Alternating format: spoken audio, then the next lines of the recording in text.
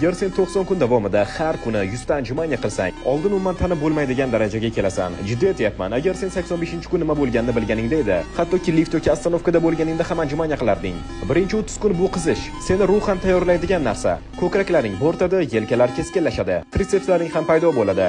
45-kunga kelib endi sendagi press shunaqa bo'ladiki, kimdir urib qolsa sinadigan sen emas, balki uning qo'li bo'ladi. Chunki har bitta anjumanya bu shunchaki pasayish va ko'tarilish emas. Bu mashqni qilganingda 200 ta mushaklaring ishlaydi. 60-kunga kelib haqiqiy go'sht davri paydo bo'ladi. Testosteroning ko'tariladi, ertalab uyg'onsang, tomirlaringda energiya oqayotgandek bo'ladi. Ortiqcha yog'laring yoqiladi.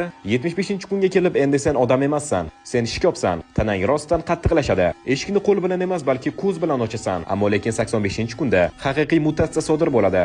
Sen kuch chegarasidan o'tasan. 100 ta anjumanyani to'xtatmasdan bosasan, xuddi armiyada tug'ilganday. Mushak tolalarining juda ham qattiqlashadi. Metabolizm esa sutkaning 24 soatida ishlaydi va nihoyat oxir oqibat